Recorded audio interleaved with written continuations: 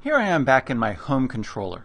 I've implemented some of the action methods, but some are still stubs. The next one that I want to fill out is this details action method. This only has a single version, the HTTP GET version, because it's just going to get details, display them statically. The user can't make any changes on this page. But what's different about this method is that I'm going to receive an integer value, an ID value, because I'm going to display the details for a single customer. And so in order to select that, on my list view, the index view, I have a link that will display the details, and it's going to pass the customer ID value of that customer to this action method. And so I need to grab that object and then display it in the view. Okay, so I'm just going to accept that int ID value. And as always, I first need to add this using method or some other technique of instantiating the ordering context object. So my convention of calling it context and newing up.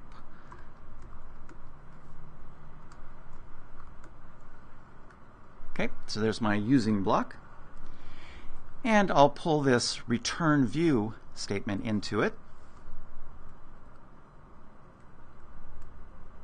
But I need to return a customer object. And so I'm going to use an expression using that context object. And I want a customer, so I'm going to access the customer's collection. And I'm going to use a method that is implemented by the DB context object called find. So this is really nice because what it does is it allows me to just pass in the entity key. So that is essentially the primary key, the equivalent of a primary key to an object in memory. So it'll find the customer in that collection in memory, or if it's not fully loaded yet, it'll hit the database and find that customer with that particular ID. And I'm directly returning that as, and I need a closing parentheses here, as the model for the view. So it's going to be, again, a single customer object. All right, now I need to create the view, so I'll right-click within the action method, add view. I'll leave that name the default. And I want details this time. And the model class is, once again, customer, and the ordering context is that.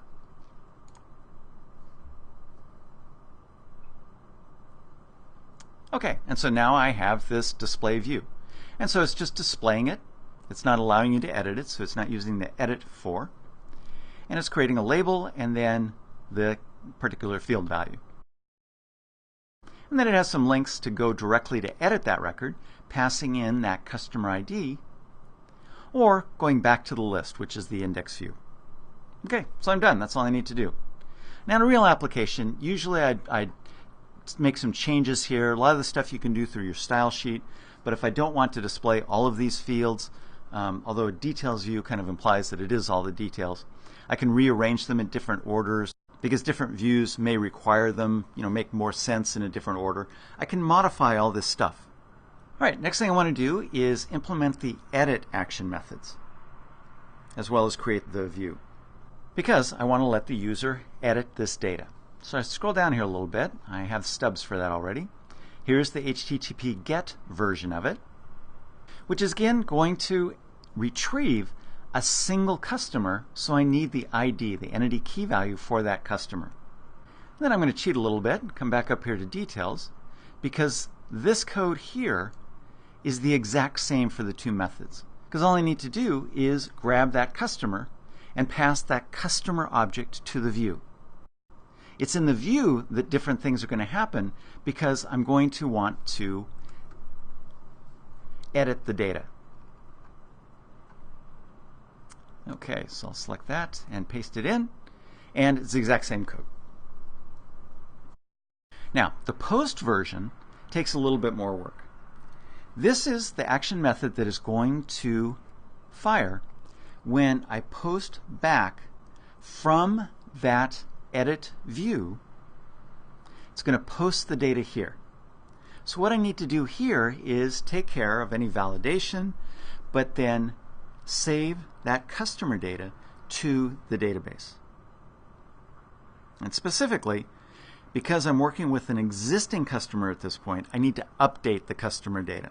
So again, I'm working with a specific ID value. Now, because of the stateless nature of the web, Entity Framework between these calls, between the edit get method and the edit post method, it doesn't keep an instance of the customer entity in memory while the user works with it in the edit view. On a heavily used website, that would take up a lot of memory if you kept all of these objects in memory for all the users that were using it. And then the classic, they go to lunch, they break their wrist, they're off work for 2 weeks, and you have all that data in memory. Now there's some timeouts and things would go away at some point. But you don't want to leave that stuff in memory. It just burdens the web server unnecessarily. So what you have to do is take the instance of the customer and let Entity Framework know that it was modified. So, as you'll see in just a moment, that takes just one line of code, but it does involve an object in the system.data.entity namespace.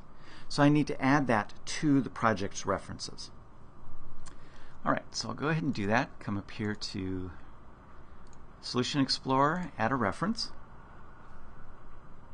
I'm going to use something from the framework. So this is going to access the .NET Framework classes. And I'll scroll down here and system.data. A little too far, .entity. And that's the one that I want to add. And I'll click OK to add that reference to that system.data.entity. Okay, so now I can use the objects within that namespace.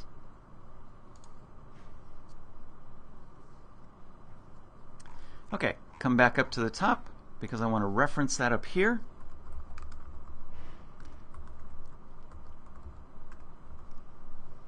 Okay, and now it's all set to use. So now I'll go back down to the post version of edit, and it's time to implement the code. Okay, once again, I need that ordering context.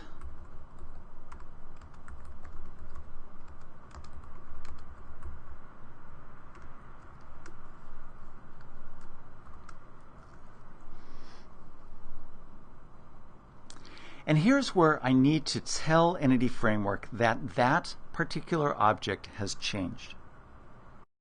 Oh, and actually I forgot one other thing. I also need to change this from a form collection to a customer object. Because once again, MVC will bind fields that are named the same as the properties of that customer object.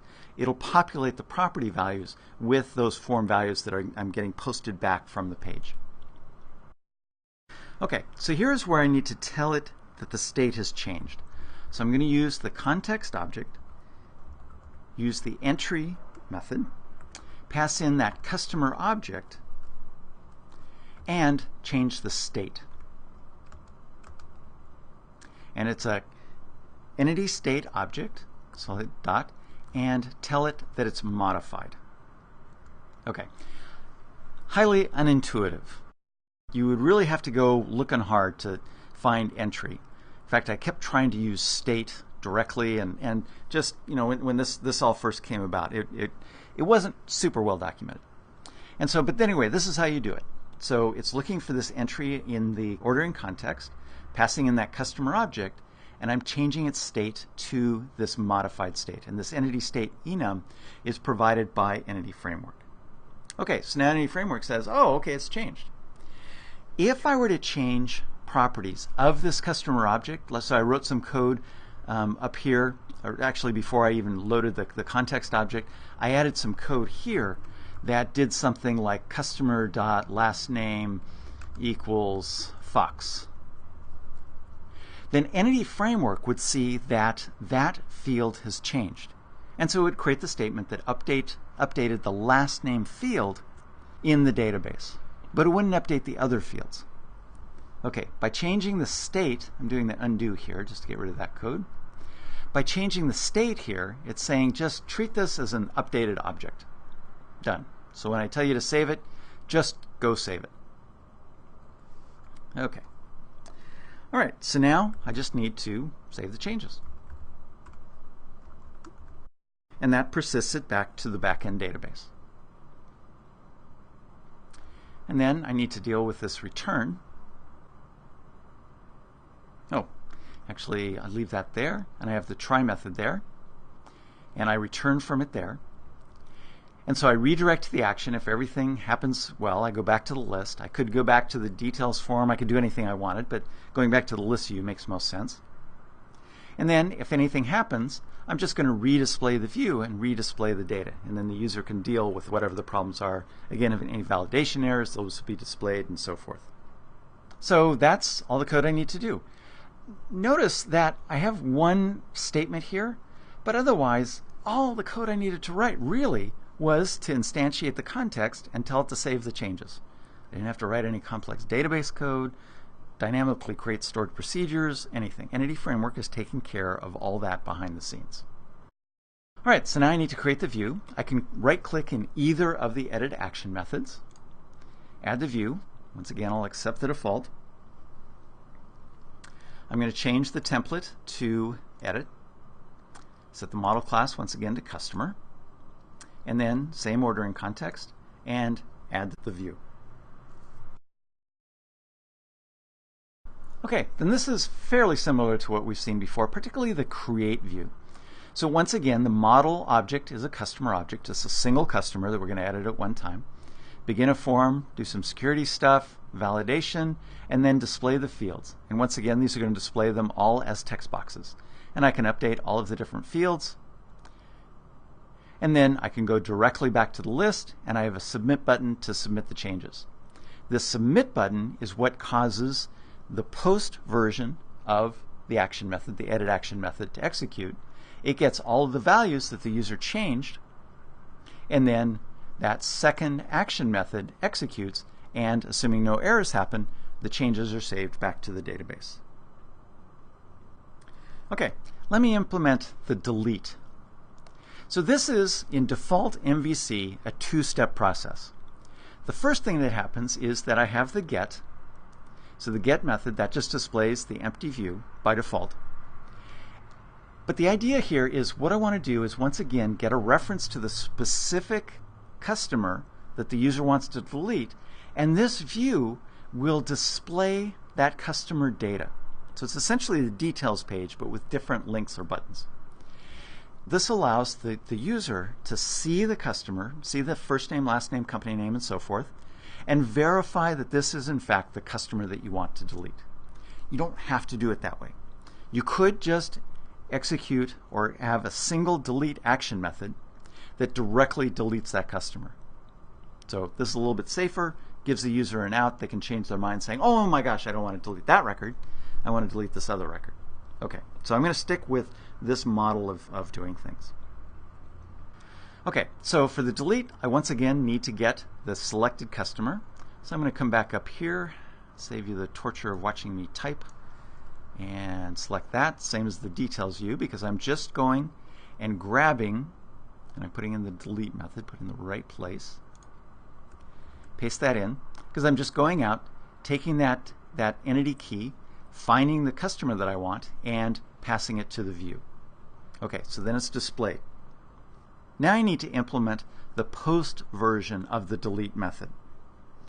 So this is going to require a little bit of variation in the code, but ultimately what it's doing is it's taking that int ID, that entity key, grabbing the customer that I want to delete, and then deleting it from the database. So that's the overall scheme of what I need to do. Now I'm not actually going to use this form collection. I'll talk a little bit more about that later. All right, so I'm going to change this code. Once again, I need the ordering context.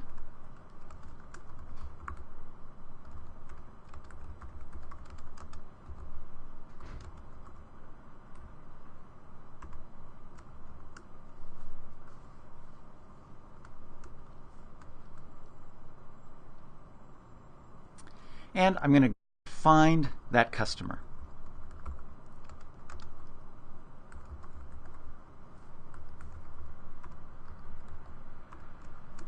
Pass in that ID value. And now, instead of adding it, I need to remove it. So I'm going to use the context object and the customer's collection, and use the remove method. Not delete, but remove, because it's going to remove it from that collection, or more specifically, mark it for deletion. And I'll pass in that customer object. Okay, so at this point, I've marked it for deletion within the collection in memory, and so I then need to save those changes. And once again, if everything succeeds, I'll redirect to the index view here, and I get a refreshed list of the customers. If anything goes wrong, I'll just redisplay that view. It'll redisplay the customer along with some sort of error message saying that the customer can't be deleted or whatever the problem might be. Okay, so again, it's important to understand that the remove method marks it for deletion, but the deletion doesn't actually happen until you execute the save changes method. Okay, back to this collection object. So why didn't I change this and use a customer object like I did in previous examples? So if I come back up here to the edit action method, I changed that to a customer and relied on MVC data binding in order to grab all that data and instantiate that customer object. Well, this is kind of an unfortunate side effect of the two-step delete process that's the default in MVC. Again, that's where the user is presented with the details of the customer that they're about to delete. In that case, this collection object is empty. It's not going to have any fields within it. That's because the delete view is going to delete it, but it's not a form, so it's not passing in the values of that customer object.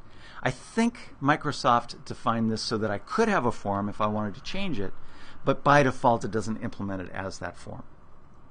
Okay, so that's why the code that I wrote retrieved the customer from the database right here in order to remove it from the database.